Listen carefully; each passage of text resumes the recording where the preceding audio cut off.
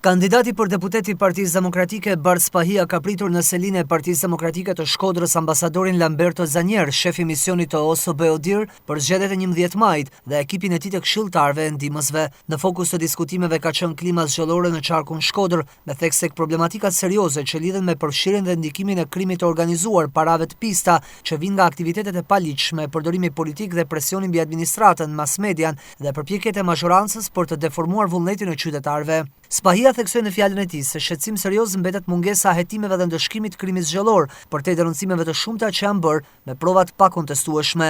Partia Demokratike është angazhuar për një garë të ndershme, transparente dhe me fokus tek qytetari dhe do të bëjë gjithçka për të mbrojtur votën e lirë. Fushata jonë në Shkodër është e bazuar në program, shpresë dhe bashkëpunim me qytetarët dhe ne jemi të vendosur të mbrojmë çdo vot me 11 maj, mbylli fjalën e tij Spahia. Ai kërkoi ambasadorit Zanier dhe misionit të OSBE-ODIHR angazhim maksimal për të parandaluar çdo masakër tjetër zgjollore që minon procesin demokratik dhe do të ishte një goditje e fortë për aspiratën europiane të vendit.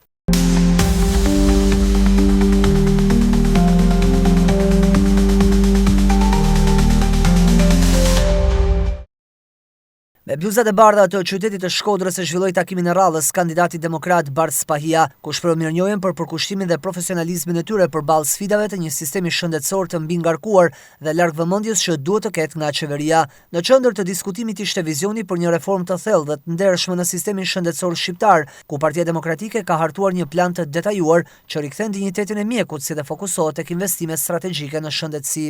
Për të pas një sistem shëndetësor adekuat, duhet të ndërhyjm në disa prej pikave kryesore. E kam fjalën për ndërhyrje legjislative, që është ndoshta hapi i parë që duhet ndërmarrë. Vëmendje të shtuar për sa i përket infrastrukturës dhe teknologjisë, por gjithashtu edhe vëmendje që i takon burimeve njerëzore, mjekëve dhe infermierëve.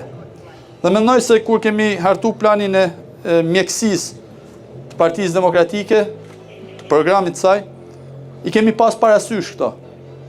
Për sa i përket ndërhyrjeve në legjislacion, janë disa ndërhyrje decizive, të cilat synojnë rregullimin e këtij sistemi. Përfshi këtu edhe luftën e thellë ndaj korrupsionit dhe rritjen e performancës të menaxhimit të sistemit shëndetësor. Rritja e financimit për shëndetësinë, modernizimi i infrastrukturës shëndetësore, përmirësimi i shërbimeve për qytetarët dhe trajnimi e motivimi i personelit shëndetësor janë shtyllat kryesore të programit të Partisë Demokratike.